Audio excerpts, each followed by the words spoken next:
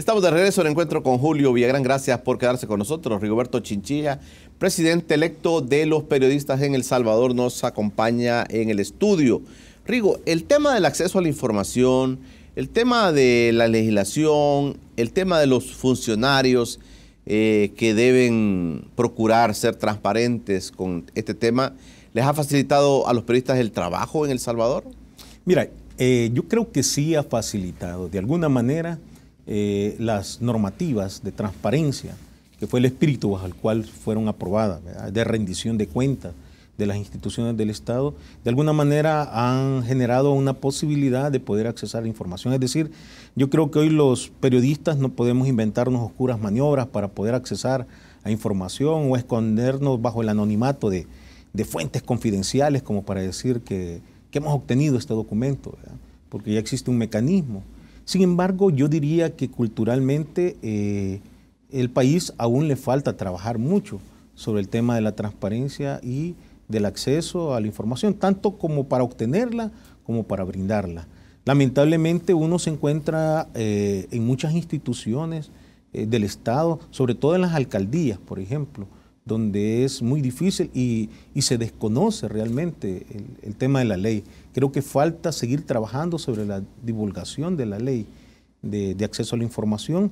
Lamentablemente en algunos lugares, inclusive la oficina de acceso a la información es una persona con un escritorio nada más, ¿verdad?, y una cajita ahí de documentos, ¿verdad?, para ponerte un ejemplo. También debo reconocer que hay instituciones en las cuales han implementado la documentación, el archivo de sus documentos, los mantienen al día. De acuerdo a la ley hay ciertas informaciones que son básicas y tienen que estar a disponibilidad, no solamente de los periodistas, sino que de cualquier ciudadano, ¿verdad? Tú no tienes por qué dar explicaciones el para qué vas a usar la información que requerís, simplemente llevas tu DUI y la puedes solicitar. La ley te establece 10 días para podértela generar y sin embargo hay instituciones que siguen inventando algunas argucias para no facilitártela. Yo, por ejemplo, te quiero decir, no es porque sea un ejemplo paradigmático a la policía, pero yo, por ejemplo, solicité una información a la policía sobre los agentes policiales que habían incumplido sus cuotas alimenticias, ¿verdad?, al inicio de este año. Y resulta que cuando me dieron la información, me dijeron que me la iban a dar y me la dieron a tiempo, ¿verdad?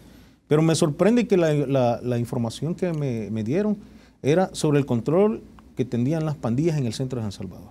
Imagínate, o sea, nada que ver con lo que yo había solicitado y firmada por el subcomisionado, el encargado de jefe de la oficina. Entonces, primero me pareció una información totalmente equivocada. Dos, una documentación bastante delicada, porque es casi como la policía tratando de aceptar de que hay ciertos controles en el área de San Salvador. O sea, cualquier otra persona irresponsable podía haber hecho mal uso de esa información. Luego te podría poner de ejemplo también cosas exageradas que hay gente que... Bueno, pero la policía no acepta que hay zonas controladas en el país, bueno, Rigoberto. Yo tengo la copia de eso donde ellos están diciendo, donde ellos ven la incidencia del tema de las pandillas en el centro de San Salvador. Por eso te digo, entonces, ¿qué significa eso?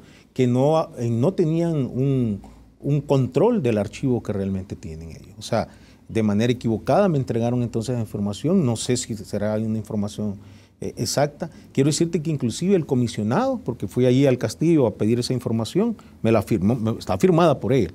Y quiero decirte de que, bueno, él falleció, por cierto, le dio un paro cardíaco, eso fue el año pasado. Y bueno, entonces es algo que te hace cuestionar si realmente podemos tenerle fe, confianza a la información que nos están generando. Mira, Rigo, hay una línea delgada hoy con el uso de la tecnología, las redes sociales, tanto periódico digital que existe. Hay una línea delgada entre las cosas que son veraces y las cosas que se montan a veces como rumores, como, digamos, percepciones de algunos periodistas. Y en las redes sociales uno encuentra cualquier cantidad de cosas y a veces las dice las fuentes algún periódico un poco desconocido, algún periodista que tal vez es un poco desconocido. Inclusive, hoy día hay un tema que a nivel de periodismo está muy fuerte, es el tema de un artículo del periódico digital Factum, donde habla sobre que el presidente Sánchez Serén ayudó al desvío de algunos fondos para el presidente Funes. Y el mismo secretario de Comunicaciones de la presidencia dice que esta es una forma de querer atacar al presidente de la República de parte de este periódico Factum. Estas cosas siguen dándose, Rigoberto. Sí, mira, y son cosas bastante delicadas a veces que el periodista dice, bueno, esta información la doy, tiro la información y como tú dices, tengo un argumento o no lo tengo, pero todavía existen este tipo de problemas hablando del tema de los funcionarios públicos. Sí, es que mira, yo lo que creo que como hay un nuevo escenario, ¿verdad? Si te das cuenta, hoy hay todo un tema de multimedia que se está trabajando, ¿verdad? Antes, si te recordás, el fotógrafo se dedicaba a hacer fotografía, el redactor a redactar, ¿verdad? Y el editor exactamente a editar las notas periodísticas. Pero hoy, y había competencia porque la había, pero hoy hay una celeridad de generar ciertas informaciones que a veces no tienen fuentes precisas o que bajo el anonimato de tener conocimiento de ciertas cosas se elaboran notas con ciertos vertientes como para atacar a sus rivales políticos o para descalificar. Obviamente eso no es periodismo, ¿verdad? Creo que es importante el poder generar siempre las fuentes de información, la documentación necesaria que garantiza con total transparencia la noticia que se está emitiendo. Creo que sigue siendo válido esas viejas normas que establecen cuándo una noticia es verdadera y cuándo una noticia es falsa. Son las cosas vigentes del periodismo que no han cambiado, a pesar de que hoy se está orbitando cualquier tipo de información. Y sin embargo, en este caso, como es algo bien complejo, que merece un debate, yo creo que los ciudadanos estamos llamados, los consumidores de los medios de comunicación, porque al final somos esos consumidores de los periódicos, de las estaciones de radio que escuchamos, de las televisoras, estamos obligados a identificar, ¿verdad?, con verdadera objetividad quiénes son o cuáles son los medios de comunicación que realmente informan con seriedad, con profesionalismo, e identificar a todos aquellos comunicadores que también cumplen con su labor periodística informando objetivamente. Fíjate que yo me estoy acordando en este momento de unas palabras del padre Ignacio Yacurilla, ¿ya? Él citando a Miguel de Unamuno en una oportunidad cuando estuvimos debatiendo el tema de la objetividad en el periodismo salvadoreño, él decía algo así: allá donde veas un idiota, ve y dile idiota; allá donde veas a una persona mentirosa, ve y dile que es una persona mentirosa; pero allá donde veas una persona buena, también dile que es una persona buena y síguele. Si es cierto que la objetividad no existe como esencia misma, eso no significa que los comunicadores y periodistas no debamos acercarnos a la objetividad. Es decir, si la objetividad no existe, es importante que nosotros nos acerquemos lo más posible a esa verdad de las cosas y no convertirnos en rumoreros mediáticos o generadores de descalificativos periodísticos en contra de ciertas personalidades. Eso no es un periodismo profesional ni decente. Yo exhorto a los medios de comunicación, a los mismos comunicadores, pues sé que muchos han sido sometidos o obligados a hacer cosas no periodísticamente profesionales para poder generar todo ese ambiente de rumología, ¿verdad?, en el ambiente periodístico, sin ser conscientes de que eso denigra la profesión, sin ser quizás conscientes o conscientes de alguna manera también de que estás atentando contra la profesión y estás generando un descrédito de manera general hacia el gremio. Pero en un país tan dividido ideológicamente, en un país tan dividido por intereses, el periodismo también, como tú estás diciendo, Rigo, se ve contaminado. Y uno claramente puede ver opciones periodísticas con ciertas tendencias. Sí. Eso es obvio y eso lo cuestiona, como tú dices, al consumidor de los medios de comunicación, a decir qué tan confiable es la información que estoy recibiendo. Mucha gente ha dicho, por ejemplo, que los matutinos han sido como la Biblia para muchas personas durante muchos años y que ahí han basado lo que es y lo que no es la verdad.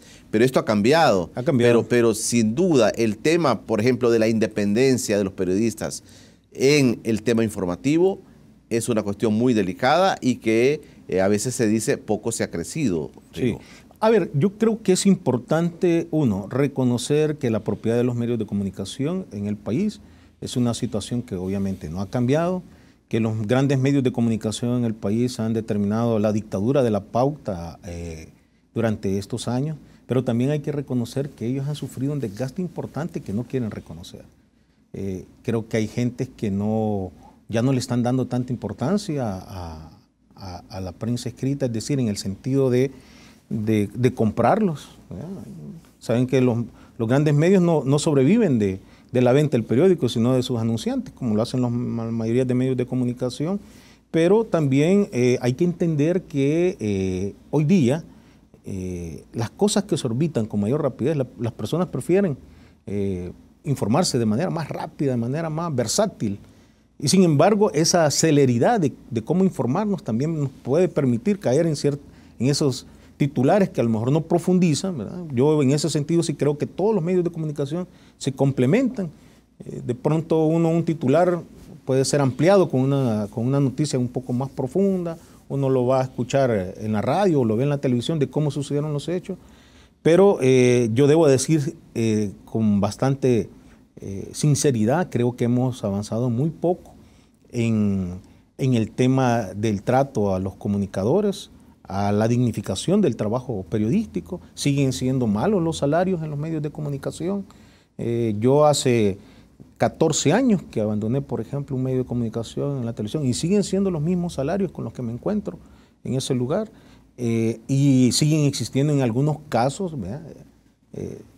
lo digo en algunos casos, así entre comillas, que los compañeros sufren maltrato de parte de sus jefes editores, con expresiones inclusive que no son dignas, ¿verdad?, del respeto humano, de la integridad de las personas, es decir, se refieren a los comunicadores como casi una obligación, donde se les violenta los temas de horario, donde no se les paga nocturnidad, ¿verdad?, a los que conocemos como los tecos, que son los periodistas que trabajan en horas de la noche y parte de la madrugada y amanecen, ¿verdad?, dándoles cobertura a todos los hechos de violencia que ocurren o cualquier acontecimiento de sucesos que ocurren durante la madrugada, y donde inclusive se les sigue violando el poderles honrar su salario, porque imagínate, los comunicadores, como en muchos trabajos, laboramos primero y después se nos paga, es decir, trabajamos de fiado, por decir así, y se nos viene a pagar, ¿cómo sucede? En la quincena o en la mensualidad.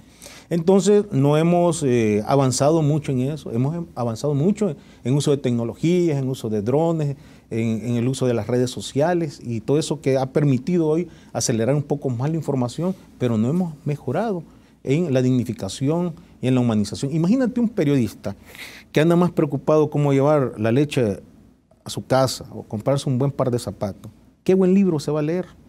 ¿O cómo va a andar pensando en leer a Richard Kapuscinski, ¿no?, que por cierto, ese gran cronista de talla mundial, dice, las malas personas no pueden ser periodistas, ¿verdad?, porque hay personas también perversas dentro del periodismo que hacen cosas que no están acordes a la profesión y dañan, por supuesto, a la profesión.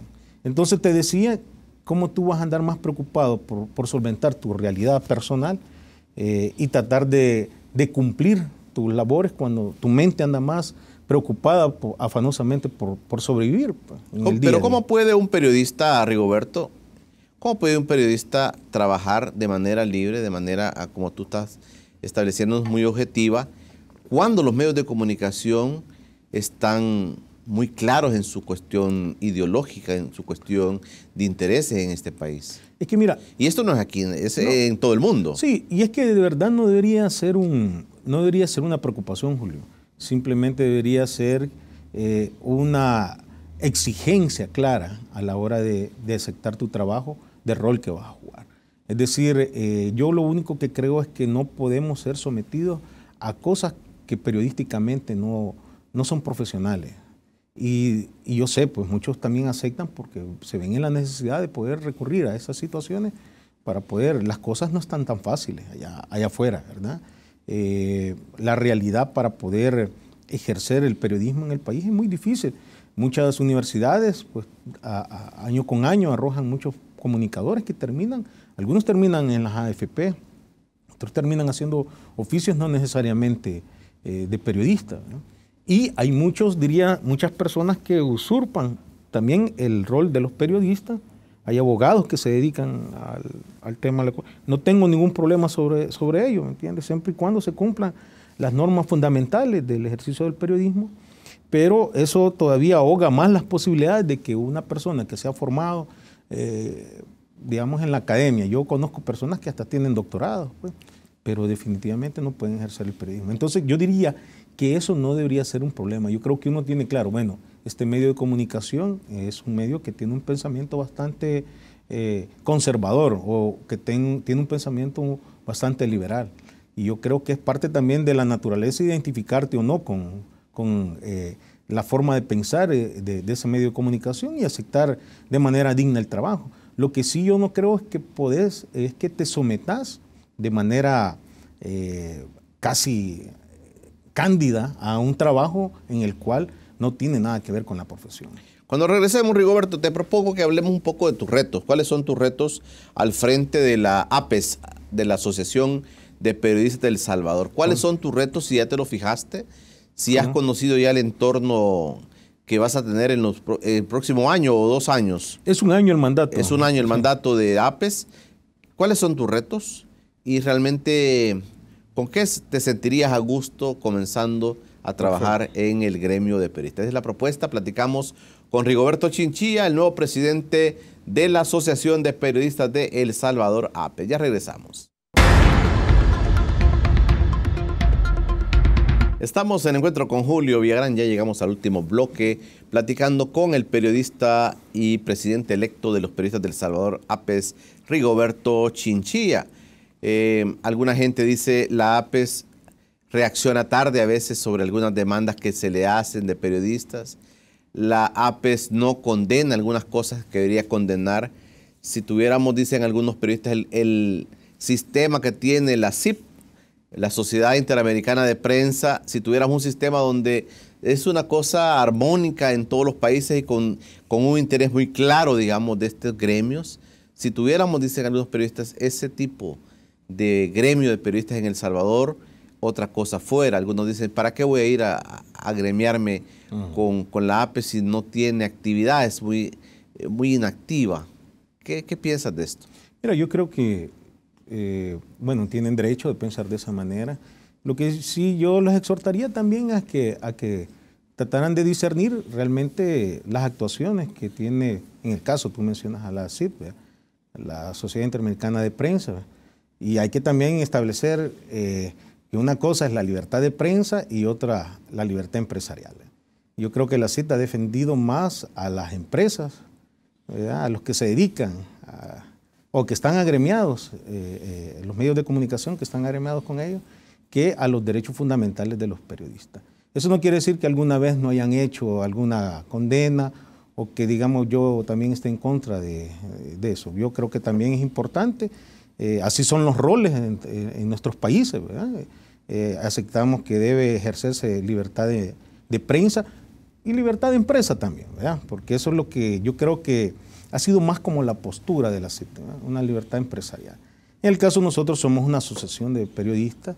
Yo no voy a defender el pasado, ¿verdad? De hecho voy a tomar funciones a partir del 1 de agosto, luego del 31 de julio, que es, por cierto, aprovecho la oportunidad para felicitar a todos los hombres y mujeres que hacen periodismo en este país por la importancia del rol que desarrollan en el proceso democratizador del país, porque sé que no es fácil la labor, una de las labores no tanto apasionadas, fíjate que yo creo que es de las labores más racionales que deben haber, porque uno con pasión puede cometer hasta errores, ¿verdad? Pero con la razón de ser del oficio, creo que a veces muchos no lo entendemos, pero el periodismo no solo es pasión, es también razón, y es importante entender lo que cada una de las cosas que hacemos los periodistas tiene un compromiso, porque trabajamos con las conciencias de los seres humanos. Es nuestra materia prima lo que nos permite el acercarnos, el decir, el orientar, el poder informar sobre acontecimientos que pueden llevar o enrumbar el país por un camino distinto, acertado o desacertado. De modo que yo creo que es importante, por supuesto, defender todas esas libertades de las cuales muchos en nombre de ellas han hecho cosas también en este país, a veces no tan correctas y a veces de manera correcta, pero creo que es importante seguir trabajando en ese desafío.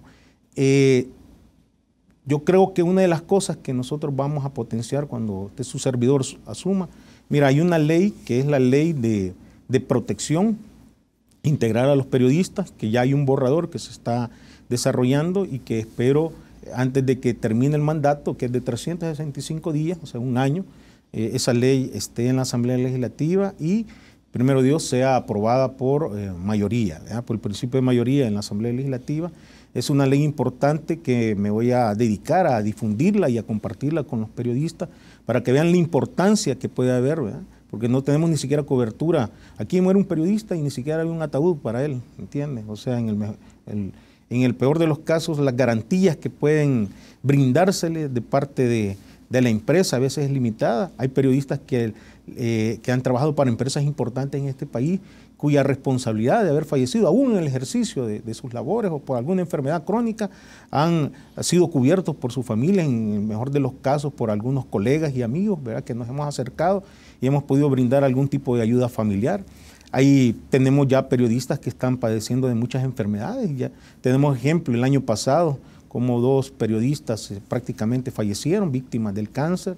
Hemos tenido a comunicadores también que han sido víctimas de la violencia ejercida por los grupos terroristas o pandillas, como se les conoce, ¿verdad?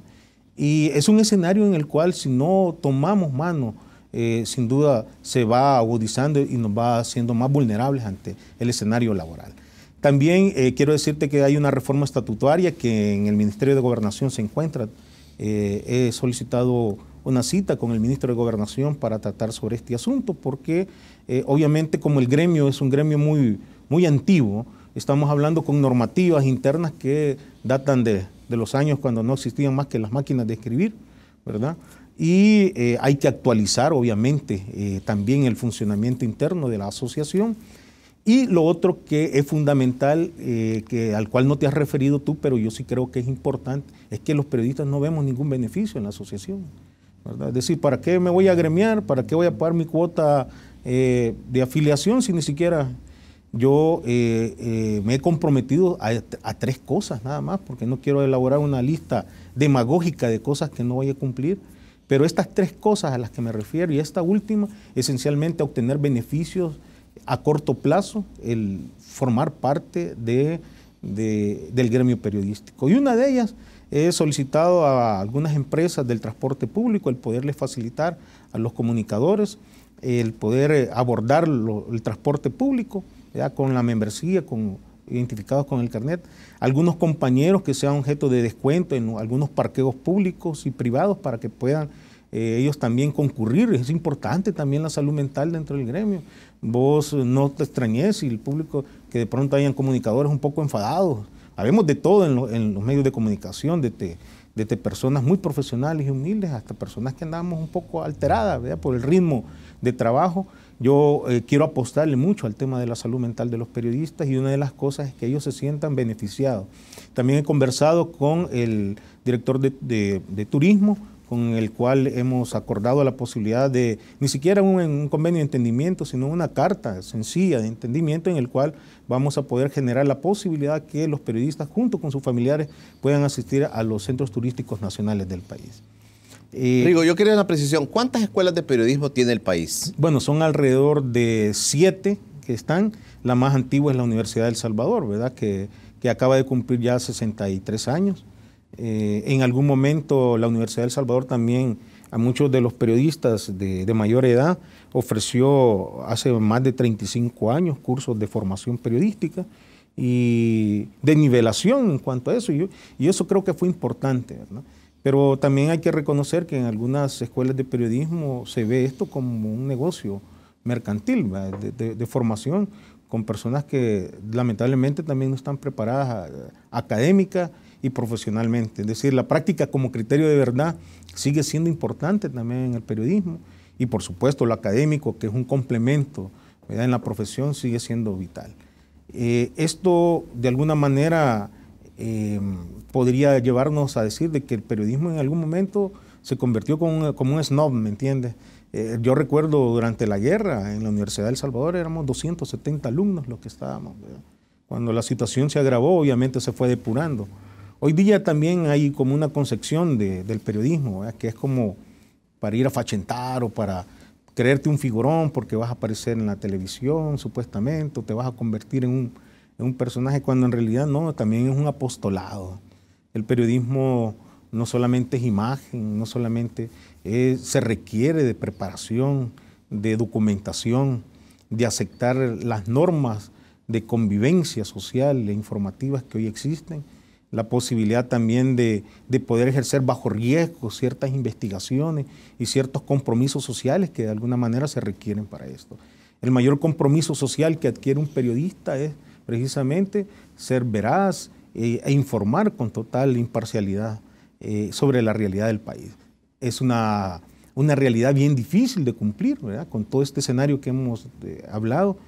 Y sin embargo, los que hemos optado, los que tenemos ya tiempo de andar en este oficio, a pie y recorriendo los acontecimientos que han acontecido en nuestro país, nos lleva a entender que no es un oficio fácil y que cada vez demanda de un mayor compromiso, de renuncia en tiempo y espacio, muchas veces a tu familia, a tus seres queridos, y eso requiere de una preparación cotidiana y permanente, Julio. ¿La UES? ¿Qué más? ¿Qué otras universidades? La Universidad Tecnológica, la Universidad Católica, la Universidad José Matías Delgado.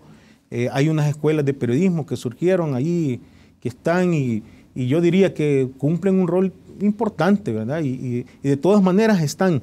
Y yo sé que ellos están llamados también a irse profesionalizando, a ir todo el staff de docentes, irlo mejorando para ser también formadores de nuevos comunicadores y periodistas al servicio de la democracia en el país. Perfecto.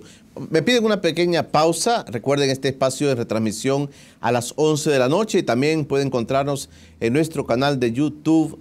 Todos los programas que aquí estamos emitiendo. Informa TVX es el lugar donde usted puede encontrar todos nuestros programas. Ya regresamos.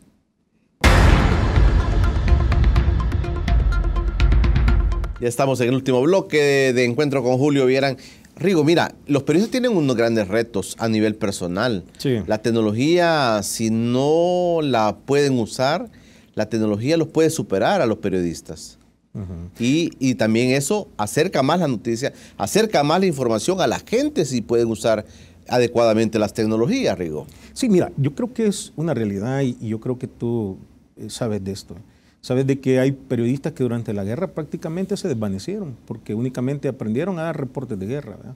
Elementos del Frente Farabundo Martí, por su parte el Comité de las Fuerzas Armadas, o sea, era pero desconocíamos que era sociedad civil, desconocíamos que habían temas de medio ambiente, desconocíamos que habían otros esfuerzos para seguir fortaleciendo y seguir con el desarrollo de este país. Pero muchos no se sometieron a eso y se perdieron, se desvanecieron, le digo yo, ¿verdad? En el tiempo. Lo mismo está sucediendo hoy día. Si tú no te actualizas, ¿verdad? Es como, fíjate que yo te pongo un ejemplo bien sencillo. Conozco de una persona que se negaba, inclusive en cierta oportunidad hasta me dijo que podíamos cometer un error, subir, cuando salió esta red de Hi-Fi, yo recuerdo, ya utilizaba esa red, y prácticamente me regañó, ¿verdad? Porque yo estaba contestando las preguntas a través de esta red social. Hoy me enorgullece saber que esa persona, de las personas que más mediáticas es, de las personas, esa persona que se negaba a usar la red social, hoy es de las personas que más debate genera en las redes sobre temas políticos y sociales, esa oportunidad en la que se negaba. Es decir, no tiempo, ¿no? Si la cosa fuera, sin duda, yo sigo prefiriendo la forma artesanal de hacer las cosas, ¿verdad? Como decía Mario Benedetti en alguna vez, ¿verdad? De todas las cosas sobre los medios de comunicación, satélites y cosas por orbitar, yo sigo prefiriendo aquel beso cálido y sencillo que comunica tanto. Pero no solamente es necesario, la realidad es que el escenario es que hoy tenemos nuevas formas de comunicación, formamos grupos y redes sociales para enterarnos. Mira lo que han hecho las redes sociales en países como en Medio Oriente, mira lo que ha hecho en Guatemala, mira. Es decir, también hay usos efectivos, como también pueden haber usos negativos, claro, de las redes sociales. Inclusive dicen algunos, lo que los medios callan, las redes lo dicen. Exactamente. Y ese escenario, esa realidad, también nos lleva a nosotros como usuarios a entender y a demandar mayor calidad de información. el saber de que si una persona nos miente en una oportunidad, ya no es confiable, porque aquí también el periodista se la juega. Si vos cometés un error en la red, si alguien te identifica que sos una persona que ha mal informado y que definitivamente no sos confiable, la gente te da delete, te borra. Y entonces también te la estás arriesgando. Esas son las cosas que también hay que saber cuando de manera irresponsable también comunicas cosas a través de la red y la orbitas creyendo tú que las personas te van a guardar eternamente la confianza y la fe de que lo que estás comunicando lo hace. Hay personas que utilizan las redes también como para hasta informar qué plato de comida desayunaron esta mañana o qué van. Yo digo que tampoco, ¿verdad? Algunas personas dicen que estamos tan comunicados y tan incomunicados también, ¿verdad? Porque estamos, difícilmente hoy nos sentamos en esos espacios vitales como puede ser la mesa junto con los amigos y uno ve que casi la mayoría está con sus teléfonos y tan distante y tan cerca en ese momento. Entonces, ojo, hay una medida en ciertas cosas, ¿verdad? Como todo en la vida. Yo creo que todo es bueno. Yo no soy de esas personas obtusas, ni siquiera digo cuadradas, sino que obtusas, geométricamente obtusas, que piensan que hay cosas que no hay que hacer. Yo creo que todo es posible, siempre y cuando no haya un desbordamiento de ellas, es decir, los excesos son lo que son dañinos, ¿verdad? Si uno come mucho, obviamente te va a afectar la salud, como si dejas de comer mucho, también te va a afectar sin duda.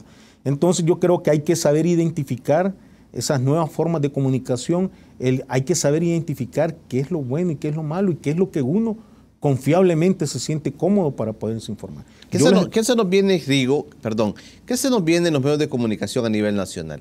¿Cuál es la tendencia que tenemos a nivel nacional en medios de comunicación? Algunos hablan de alianzas entre medios, algunos dicen que estoy en televisión, puedo estar en radio, puedo estar en periódicos.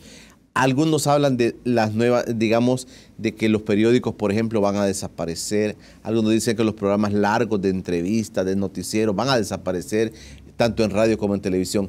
¿Cuál es la tendencia que tú estás viendo particularmente, Rigoberto, en los medios de comunicación a nivel nacional? Mira, yo con la idea que yo creo que se va configurando es lo que alguna vez Ignacio Ramonet advirtió, la creación de megaconsorcios comunicacionales, que inevitablemente va a impedir que nos informemos objetivamente, primero porque van a haber intereses económicos que ya se están viendo. ¿Ya? Imagínate empresas como, por decirte, ellos hablan de las grandes empresas multinacionales que también compraron, por decir así, una determinada marca de autos o una determinada empresa generadora de gaseosas, por decir así, de las cuales, en las cuales existen ciertas situaciones laborales de las cuales en esos medios no se va a conocer. Es decir, porque tener un medio de comunicación también te genera una coraza o un tipo de actitud para conducir cierta forma de pensamiento sobre determinados acontecimientos. Yo no soy Marshall McLuhan, quien dijo alguna vez que nos íbamos a convertir en una aldea global, cosa que acertó, pero sin duda la tendencia es, uno, a que los medios de comunicación se van a ir siendo más compactos, ¿verdad? La era de la digitalización, creo que va a haber un abanico de opciones y en ese sentido sí creo que es importante que los ciudadanos y ciudadanas entiendan la importancia de demandar mayores medios de comunicación que se acomoden realmente a las necesidades que como usuarios tenemos, ¿verdad? Donde hayan no formas de pensamiento único, ¿verdad? Generalizado, sino donde haya una diversidad de pensamientos que nos permitan a los ciudadanos tomar las decisiones acertadas en favor de la ciudadanía. Fíjate que muchos medios de comunicación se encargan de divulgarnos malas noticias y difícilmente noticias positivas. Y yo creo en ese, es decir, si las noticias son la mayoría negativas que sean, está bien, de acuerdo, pero también es importante, la humanidad tampoco vive tanto alrededor de tantas noticias negativas, sino también de noticias que nos pueden favorecer o que nos ofrezcan ciertas salidas a la situación. Lo que pasa es que eso es lo que vende, dice muchas veces, ¿verdad? Bueno, lo que vende es la mala noticia, lo que vende esos grandes desplegados de periódicos, digamos, con los muertos, por ejemplo, que es un gran cuestionamiento que se ha hecho a nivel nacional. ¿Cómo es posible que permitan algunos medios poner tanta sangre en sus portadas, sí, pero fíjate que eso es como casarnos entonces con ese pensamiento conservador, ¿verdad? Porque la gente decía, hay gente que dice que esta marca de café es la mejor del mundo, aunque no sea café, o que este periódico es el periódico, ¿verdad? Porque yo se lo valgo a las personas mayores, ¿verdad? A las personas que ya definitivamente para ellos, Así es, a ese cerro le pusieron el Cerrón Grande. Vea, un presidente de esta república le puso el Cerrón Grande. Cuando ya era grande no tenía por qué haberle puesto Cerrón, ¿verdad? Pero él le puso la presa del Cerrón Grande. Y era la presa del Cerro Grande. Pero todos nos acostumbramos a decirle el Cerrón Grande. O decirle el queso duro, denme un gran pedacito de queso duro blandito. Esas son las expresiones que ese presidente dijo que decía. Está registrado en el libro de Waldo Chávez Velasco, lo que no conté sobre los militares presidentes. Y cosas que se hicieron en este país, que se ocultaron, que el mismo entonces secretario de Comunicaciones de esa época, durante la presidencia de Fidel Sánchez Hernández, ocultó que la esposa del presidente le pegó una puñalada luego de enterarse del engaño que sufrió ella de parte de él, y que él lo ocultó, diciendo que había sido operado de apendicitis en la entonces Policlínica Salvadoreña, cuando ella salió huyendo con la cuenta bancaria hacia Miami, en el aeropuerto de Ilopango. Cosas que desconocemos de la historia, pero que así se manejaron porque solo había una forma única de pensamiento en los medios de comunicación y habían pocos medios de comunicación entonces. Creo que hemos superado esa etapa también oscura de esos tiempos, de engaños, de ocultar actuaciones de funcionarios públicos que de alguna u otra manera también tenían intereses perversos para favorecer a ciertos sectores poderosamente económicos de este país. Y hoy en día, aunque sigue siendo una actitud selectiva o siguen siendo de alguna manera una forma también para encarar a tu rival político, por lo menos hay que aceptar de que hay una mayor transparencia de cómo las cosas se están desarrollando. No estoy diciendo que es la manera más justa o de enfoque que se le está dando, pero al menos creo que los medios de comunicación estamos ahí listos para compartir con los ciudadanos el desarrollo de ellos. ¿Qué tipo de periodista del futuro ves tú, Rigo? Mira, ¿cómo debe ser ese perfil del periodista en el futuro, por supuesto, en nuestro país? Yo lo idealizo más bien, ¿verdad? No sé si va a ser así, pero yo lo idealizo como un periodista agudo en cuanto a todos los temas que tienen que ver con la vida nacional, pero de manera documentada, virtual. Yo lo apuesto a que podamos accesar a programas en los cuales podemos definitivamente tener la fecha, la cantidad exacta de las cosas cuando ocurrieron,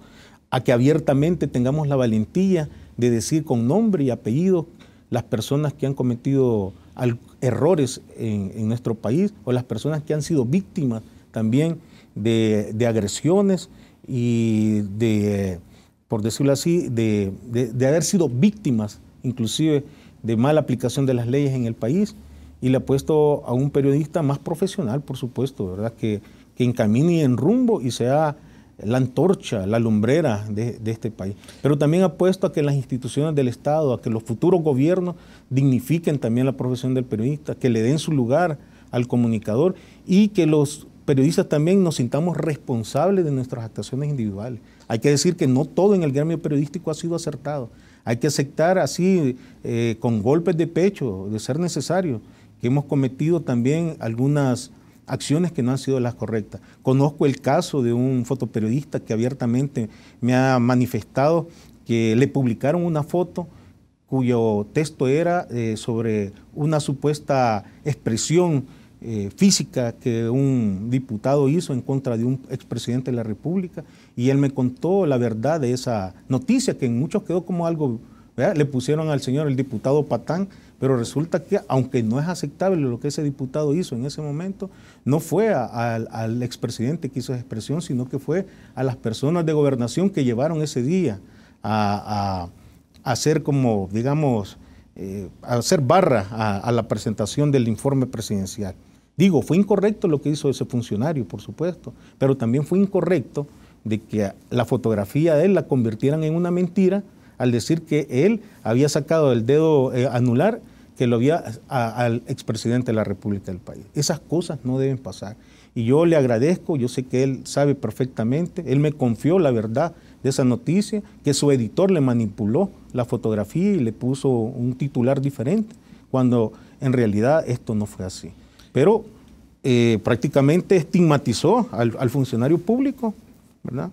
Y lo hizo ver en la historia como el diputado patán. Así le pusieron. Rigo, yo sé que tenés compromisos con tu gremio, pero APES también es un gremio que pertenece a la sociedad salvadoreña. ¿Cuál es tu compromiso con la sociedad salvadoreña como nuevo presidente de APES a partir del 1 de agosto? ¿Cuál es tu compromiso con todos nosotros, Rigo? Bueno, inicialmente el trabajar por la defensa y la promoción de los derechos de los periodistas, el mejorar la profesionalización de ellos. Estoy pensando, he hablado con Epigmenio Ibarra, quien acaba de... Ustedes saben, Epigmenio fue un periodista que estuvo acá en El Salvador. Él, bueno, hoy tiene su empresa Argos, ha sido promotor de una serie televisiva, fue el instructor en las telenovelas allá en México, fue el primer comunicador que estableció el tema de agregar la situación política, periodística en las telenovelas y acaba de terminar el documental a ANLO allá en México, acaba también de terminar esta serie de Ingobernable y finalmente he logrado que con él pues la posibilidad de una capacitación para el gremio periodístico. No estoy diciendo que con eso vamos a solventar, pero también tenemos en materia de género, en materia de derechos humanos, capacitaciones que nos van a permitir irnos dando cuenta de la importancia de la dignificación del trabajo periodístico, el ir aceptando cuál es la mejor manera realmente de informar y creo que algo importante que vamos a desarrollar, estoy convencido que lo vamos a desarrollar, es la parte de la protección y la seguridad de periodistas. Es importante el retomar la experiencia de los periodistas antiguos para el podernos proteger de la situación de violencia que está enfrentando el país. Ese es mi reto así de sencillo, porque sé que la colcha no va a alcanzar en tiempo, ¿verdad? Pero me comprometo a dejar un gremio más ordenado administrativamente, con beneficios claros para cada uno de los agremiados. Y por supuesto a la sociedad el ofrecerles una buena promoción de comunicadores y periodistas que les permitan de manera digna y responsable el poderles informar y el llevarles las noticias a sus hogares de manera más profesional. Amigo, quiero agradecerte que hayas venido con nosotros. No, a ti, gracias. Aquí está a la disposición este espacio para que puedas platicarnos del accionar de los periodistas y de tu gremio. Muchísimas gracias, Julio, te recuerdo mucho, te recuerdo haber coincidido contigo. Me estaba acordando de Teorema Universitario, un espacio que fue genial, y te agradezco a ti también por tu perseverancia, por mantenerte vigente, ¿verdad?, en estos espacios de comunicación. Eso dice mucho, ¿verdad?, de ti, porque no es fácil el mantenerse, sobre todo acá en El Salvador, con esta polarización que existe. Hay que despojarnos de eso y, bueno, se es uno mismo cuando se es para los demás. Así perfecto, que, Rigo. Gracias. Con Rigoberto Chinchilla hicimos radio hace algunos años en la extinta radio de Monseñor Romero, en la ISX, compartimos con Rigoberto. Era, como dicen algunos, un mozalbete que llegó y era muy terco en el periodismo y ha llegado a ser un gran periodista en el país. Mis respetos, Rigoberto, y ojalá que hagas un buen trabajo con la APES. Esa ha sido la propuesta de esta mañana. Mañana, miércoles, nos va a acompañar en el estudio el doctor Félix Ulloa para hablar sobre el ambiente de elecciones que se vive en el país. Esa es la propuesta. El día miércoles estará con nosotros acá Félix Ulloa. Será hasta mañana. Pasen todos un feliz día.